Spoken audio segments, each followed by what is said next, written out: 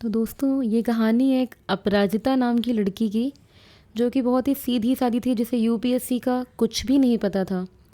तो आगे हम देखते हैं कि अपराजिता कैसे एक आईएएस ऑफिसर बनती है। बनारस में शाम हो रही थी और चारों तरफ मंदिरों की घंटियाँ की आवाज़ गूंज रही थी, जिसे सुनते ही अपराजिता गंगा घाट की तरफ दौड़ी चली जाती है। तभी उसकी नज़र गंगा आरती करते हुए व्यक्ति पर पड़ती है और वह चौंक जाती है कि पंडित जी की जगह कौन व्यक्ति आज गंगा आरती कर रहे हैं। अचानक एक अनाउंसमेंट होती है और कि वाराणसी के नए जिलाधिकारी श्री अभिनंदन कुमार का स्वागत है। चारों तरफ पुलिस फोर्स देखकर अपराजिता अपनी बड़ी बहन साधना से पूछती है कि दीदी, ये जिला अधिकारी कौन होता है, इसका कैसा रुतबा होता है, क्या इसकी इतनी शक्तियाँ होती है कि वह पूरा बनारस संभाल सके। और वह दीदी से प्रश्नों का भरमार लगा देती है। साधना उसे बताती है जिला अधिकारी पूरे जिले का राजा होता है और जिला संभालने के लिए बहुत ही समझदारी की आवश्यकता होती है, जो कि एक दिन में नहीं आती। यहाँ तक पहुँचने के लिए बहुत मेहनत करनी पड़ती है, अपने आप को तपाना पड़ता है, तब जाकर सफलता मिलती है। अपराजिता यह सब सुनकर बहुत ही उत्साहित होती है और मन ही मन निर्णय लेती है कि मुझे भी जिलाधिकारी यानी आईएएस ऑफिसर बनना है। घर आकर अपराजिता साधना को पूछती है, दीदी जिलाधिकारी बनने के लिए कौन सी परीक्षा देनी होती है, कैसे तैयारी करनी होती है। लेकिन साधना को आईएएस का भी कोई प्रोसेस नहीं पता था, कैसे एग्ज़ाम होता है। वह बताती है कि तुम इंटरनेट में ढूंढो, तुम्हें सब कुछ मिल जाएगा, सारी डिटेल्स मिल जाएंगी कि आईएएस की तैयारी कैसे की जाती है, यह भी वहीं से पता चलेगा। और तू एक काम कर, 6,000 रुपये में एक स्मार्टफोन खरीद ले, जिससे उसे आईएएस की तैयारी के बारे में सारी डिटेल्स तुझे मिल जाएंगी। यह सुनकर अपराजिता शांत हो जाती है और वह सोचती है कि इंटरनेट वाला फ़ोन के लिए तो अधिक पैसे चाहिए, पैसे कहाँ से लाऊं। वह माँ के पास जाती है और बताती है कि माँ, मुझे एंड्रॉयड फ़ोन के लिए पैसे चाहिए। माँ सुनते ही मना कर देती है। 2 दिनों में साधना की शादी है और मेरे पास इतने पैसे नहीं हैं कि तुझे 6,000 रुपये का फ़ोन दिला सकूं। चूँकि अपराजिता को कोई आइडिया नहीं था, ना ही कोई गाइड करने वाला था कि तैयारी कैसे करते हैं, कौन सी किताबें पढ़ते हैं। अपराजिता रोते हुए सो जाती है।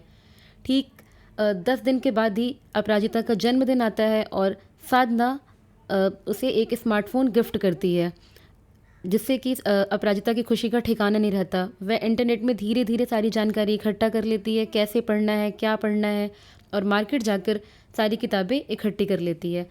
तभी एक दिन वह ज्योग्राफी की किताब पढ़ रही होती है और अचानक उसका एक चचेरा भाई समीर आता है। समीर कहता है, अगर तू बनारस हिंदू यूनिवर्सिटी से ग्रेजुएशन करेगी तो तेरे यूपीएससी में भी हेल्प मिलेगी। अपराजिता उसकी बात मान लेती है और बीएचयू की तैयारी में लग जाती है।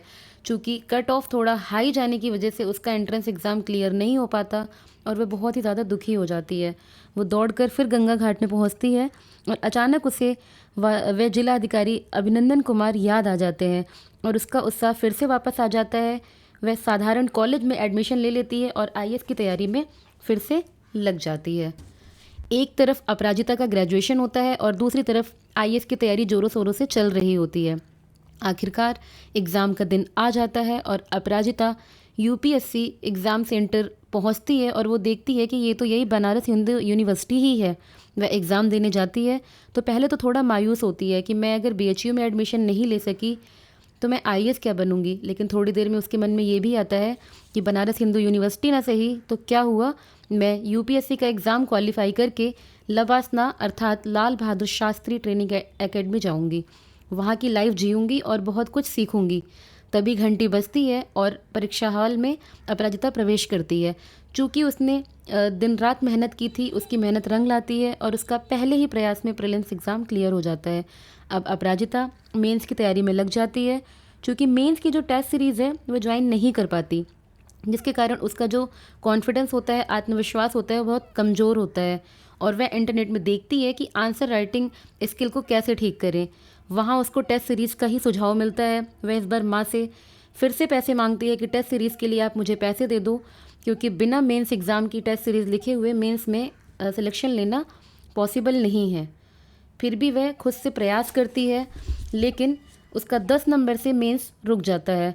उसे रिज़ल्ट जानकर बहुत ही ज़्यादा दुख होता है। दूसरी तरफ अपराजिता की माँ उसकी शादी फिक्स कर देती है, लेकिन अपराजिता का तो केवल एक ही सपना था, जिला अधिकारी बनना, यूपीएससी क्वालिफाई करके लबासना जाना। अपराजिता शादी के लिए हाँ तो कर देती है, लेकिन उसकी शर्त होती है कि वह शादी 1 साल बाद ही करेगी और यह बात उसकी माँ मान जाती है। यहाँ फिर से प्रीलिम्स की तैयारी में लग जाती है और खूब मेहनत करती है। इस बार उसका प्रीलिम्स का एग्ज़ाम क्लियर होता है और वह मेंस की ज़ोरों शोरों से तैयारी शुरू कर देती है। चूँकि इस साल अपराजिता का मेन फोकस आंसर राइटिंग में था, तो उसका मेंस एग्ज़ाम बहुत ही अच्छा होता है और वह रिज़ल्ट का इंतज़ार करने लगती है। यहाँ अपराजिता की शादी का समय भी नज़दीक आ गया था और अपराजिता अपनी दीदी साधना के साथ मार्केट आई होती है। तभी उसका फ़ोन बजता है और उसका वही चचेरा भाई समीर उसको बताता है कि तेरा मेंस का एग्ज़ाम क्लियर हो गया है और अब तो इंटरव्यू की तैयारी में लग जा। अपराजिता झूम उठती है, बहुत ही खुश होती है और अपनी दीदी साधना को गले लगाती है कि अब बस एक अब आखिरी पड़ाव रह गया है, इसके बाद मेरा आईएएस बनना तो तय है। अब अपराजिता अपने आखिरी पड़ाव यानी कि इंटरव्यू की तैयारी में लग जाती है और एक दिन वह अखबार पढ़ रही होती है, तभी अचानक पड़ोस वाली आंटी आकर कहती है कि यह पढ़ाई करने का समय नहीं है, ससुराल के लिए पैकिंग करने का समय है। कुछ ही दिनों में तेरी शादी है। अपराजिता उन्हें जवाब देती है, पैकिंग तो मैं ज़रूर करूँगी लेकिन ससुराल जाने के लिए नहीं, लबासना के लिए। यह सुनकर आंटी की लड़की निवेदिता, जो कि बनारस हिंदू यूनिवर्सिटी में पढ़ रही होती है, वह हंसने लगती है और कहती है कि जिस लड़की से बीएचयू का एंट्रेंस एग्ज़ाम नहीं निकला, वो आईएएस क्या बनेगी। यह सुनते ही अपराजिता मन में सोचती है कि अभी जवाब देने का समय नहीं है। जीतने का मज़ा तभी आता है जब सभी आपकी हारने का इंतज़ार कर रहे हों। और वह कुछ नहीं बोलती क्योंकि ऐसे तानों का जवाब सक्सेस से दिया जाता है। अब अपराजिता का इंटरव्यू का दिन आता है और वो इंटरव्यू के लिए तैयार हो जाती है और घर से निकल जाती है। उसका इंटरव्यू काफ़ी अच्छा होता है और अब वह अंतिम परिणाम का वेट कर रही होती है। तभी अचानक उसे रिज़ल्ट का पता चलता है और बनारस हिंदू विश्वविद्यालय के एंट्रेंस ना पास करने वाली लड़की यूपीएससी की परीक्षा में अपना परचम लहरा देती है। जी हाँ दोस्तों, अपराजिता ने आईएएस वाली रैंक सिक्योर कर ली थी और अब यह बात जब आंटी की बेटी निवेदिता को पता चलती है तो वह बधाई देने आ जाती है और अपराजिता को के मन में यह ख्याल आता है कि देर से बनो पर ज़रूर कुछ बनो, क्योंकि लोग वक्त के साथ खैरियत नहीं हैसियत पूछते हैं।